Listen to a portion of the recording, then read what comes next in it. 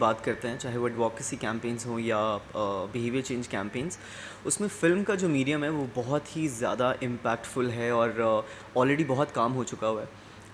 अभी रिसेंटली मुझे पता चला था कि ये जो बोल मूवी थी उसके पीछे पूरा जो सारा था that was basically a campaign जो यूएसएड की फंडिंग के साथ की गई थी और उन्होंने पिच किया था आइडिया शोएब मंसूर को डायरेक्ट करने के लिए एंड देन ही डिसाइडेड कि मैं बनाता हूँ। So that was basically on over population. हमारा कश फाउंडेशन ने उडारी ड्रामा बनाया था, आप लोगों को सबको पता होगा।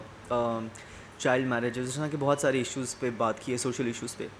सो आई थिंक ये जो फेक न्यूज़ और ये सब जो साइबर क्राइम्स हैं ये भी बहुत बड़ा हमारा सोशल इशू है। तो इसके लिए भी हम जब फिल्म्स दिखाते हैं, इवन कोविड के दौरान भी जैसे नवीद बता रहे थे, तो कोविड के दौरान भी एक I don't remember the name of the series but Netflix पे वो ट्रेंड करने लग गई थी फ़ौरन, because the series was basically explaining the entire crisis, ये क्या है, कैसे आया, चाइना से कैसे स्टार्ट हुआ, कैसे फैल गया और किस तरीके से होगा, दुनिया ख़त्म हो रही है या नहीं।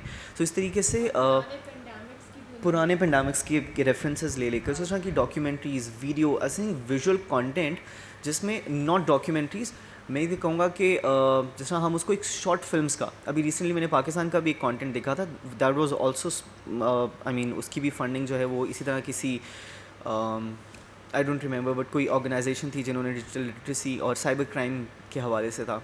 सो ये था कि वो अपनी प्राइवेट पिक्चर्स जो हैं वो लड़कियां जैसे शेयर कर रही हैं, लड़के एक दूसरे से शेयर कर रहे हैं, किस तरीके से how that can turn into a nightmare. So इस तरह के मैसेजेस, वही बात है कि लोगों को डराने की बात नहीं है, लेकिन जब हम उन्हें दिखाते हैं कि ये आप ये करते हो तो ऐसे होता है।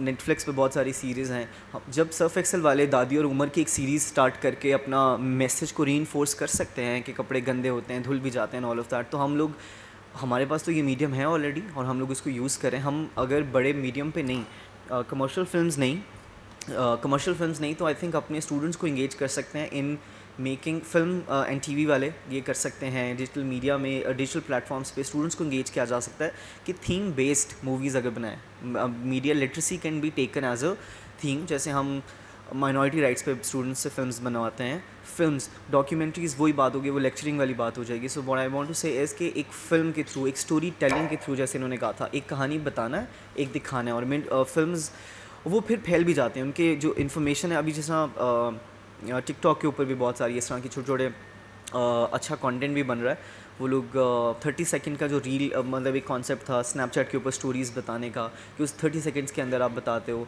60 सेकंड फिल्म कॉम्पिटिशन्स होते हैं जिसके अंदर प्रॉपर एक स्टोरी बता दी जाती है।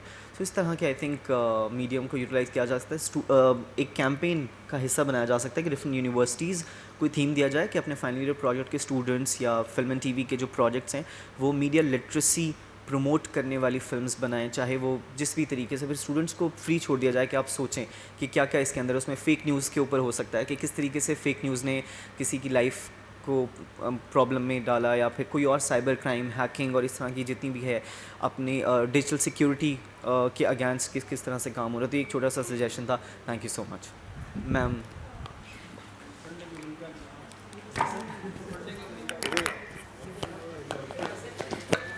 अस्सलाम वालेकुम जी, थैंक यू सो मच। सबकी तरफ से बहुत ही अच्छी सजेशंस आई। आज सुन के यहाँ बैठ के बड़ा अच्छा लग रहा है। वो सारी बातें जिनमें से कई हमारे दिल में थी कहने के लिए और सोचने के लिए, और कई से हम गुज़र रहे हैं। जैसे इन्होंने अभी सजेशन दिया, मैं उस वक्त से जब सोच रही थी ना, तो 2-3 पॉइंट्स मेरे जहन में यही आ रहे थे। जब भी किसी सोसाइटी में से आपने एक्सट्रीमिज़म कम करना होता है ना, तो आप उसको आर्ट एंड लिटरेचर की तरफ लगाते हैं, कल्चर की तरफ लगाते हैं।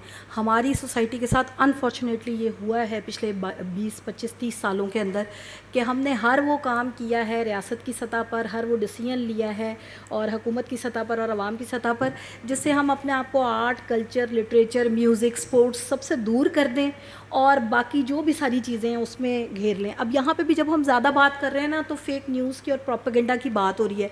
आप यकीन करें कि जो डिजिटल मीडिया है, यही तो वो फोरम है जो एंटरटेनमेंट इंडस्ट्री को पूरी को सपोर्ट करके खड़ा है इस वक्त। मिस मार्वल अभी रिलीज़ हो रहा है और पूरी दुनिया देख रही है उसको। अभी एक एपिसोड आती है, डिज़नी ने लॉन्च नहीं की होती और मेरा बेटा 12 साल का वो देख रहा है, उसको वो वेबसाइट पता है जहाँ पे मिस मार्वल की एपिसोड आ रही है, वो उसी दिन देख रहा है जिस दिन वो डिज़नी रिलीज़ कर रहा है। तो इसका मतलब ये है कि जो एंटरटेनमेंट का कंटेंट है वो इतना आगे पहुंच गया और इतना जल्दी पहुंच रहा है। और ये जो हमारी नई जनरेशन है, मतलब मैं लिटरली आपसे कह रही हूँ कि जो वीलॉगर्स और ब्लॉगर्स काम कर रहे हैं, ब्रैड पिट और जो उनकी वाइफ का सारा केस चला X5 का, वो सारे का सारा केस लाइव देखा है पूरी दुनिया की यंग जनरेशन ने। मतलब वो ट्रेंड कर रहा था डेली, वो जब लाइव चल रहा था। तो इसका मतलब ये है कि सिर्फ फेक न्यूज़ और प्रोपेगेंडा नहीं, और भी कोई इश्यूज़ हैं जिन पे काम हो रहा है। फ़िल्म की सिर्फ बात हो रही है, मैं कहती हूँ स्पॉन्सर्ड चीज़ें या कोई स्पॉन्सर करके सिर्फ ये मैसेज दे के कि जी कैसे हो सकता है, बजाय इसके genuine art, genuine culture, genuine literature को अगर प्रमोट किया जाए। क्या तारड़ साहब हमें जब मॉर्निंग शो में बैठ के बताते थे कहानियाँ, हमें आज तक याद नहीं है, हम वो जनरेशन बैठे हैं यहाँ पे। क्या मुस्तंसर हुसैन तारड़ से बड़ा अदीब उर्दू का अभी इस वक्त मौजूद है कोई और? हैं और लोग भी, लेकिन असद मोहम्मद ख़ान तारड़ साहब, हमारे मेन स्ट्रीम मीडिया में इनके लिए जगह नहीं है। जो बड़ा राइटर है, जो बड़ा लिटरेरी आदमी है, जो बड़ा म्यूज़िशियन है, सजाद अली जैसे लोगों को पाकिस्तान छोड़ के जाना पड़ता है। हम क्यों नहीं कर सकते कि जो डिजिटल हम कंटेंट बनाना चाहते हैं, जेन्युइन कंटेंट को वहाँ पर लेके आएँ, इस तरह के लोगों को अपनी आवाज़ बनाएं। अगर हमें कोविड के दिनों में भी याद है, तो जो आपकी सेलिब्रिटीज़ हैं, जब वो एक मैसेज देते हैं ना, तो वो शायद और तरह पहुँचता है। तो जो स्पोर्ट्स सेलिब्रिटीज़ हैं, जो एंटरटेनमेंट की सेलिब्रिटीज़ हैं, अगर आप उनसे ले लेंगे ना ये मैसेजेस कि जी ये जो है ये क्या है, डिजिटल मीडिया लिटरेसी कैसे होनी चाहिए, डिजिटल सिटीज़नशिप क्या है, कैसे आप अपने आप को महफूज रख सकते हैं, तो वो देखें कि वो उसके असरात कैसे जाएंगे। हमें इस वक्त यही लगता है कि जो ख़बर पे यूट्यूबिंग कर रहा है ना, बस वो ही है, उसके ही हैं 3 मिलियन फॉलोअर्स। अगर आप गौर से देखें, इस वक्त एक प्लेटफॉर्म है देखो सुनो जानो के नाम से, यूट्यूब के ऊपर फैसल सदीक वड़ाई चला रहे हैं हमारे दोस्त। कोई ख़बर का कंटेंट नहीं है, हिस्ट्री कर रहे हैं, ज्योग्राफी कर रहे हैं, करंट अफेयर्स की स्टोरीज़ कर रहे हैं। छोटे बच्चे वो कंटेंट देख रहे हैं और वो 2 मिलियन से ऊपर कंटेंट पे हैं। उर्दू जहाँ सुनी पढ़ी समझी जाती है, वहाँ वहाँ उनका कंटेंट, और वो एनिमेशन के साथ ये काम कर रहे हैं। और वो इस वक्त पाकिस्तान का सबसे बड़ा प्लेटफॉर्म है। मैं अपने बेटे को मैंने सजेस्ट किया, मैंने उसको दिखाई चीज़ें।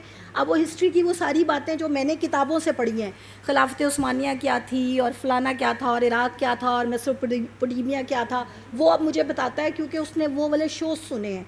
अच्छा कंटेंट है वहाँ। तो इस तरह की चीज़ों को मुझे लगता है जो नेचुरली कर रहा है ना, उनको प्रमोट करने की तरफ ज़रूर आएँ, बजाय इसके कि हम सिर्फ फंडेड चीज़ें सोचें। मेरा ये एक पॉइंट है, मैं ये सिर्फ यहाँ पे रखना चाहती हूँ। Thank you.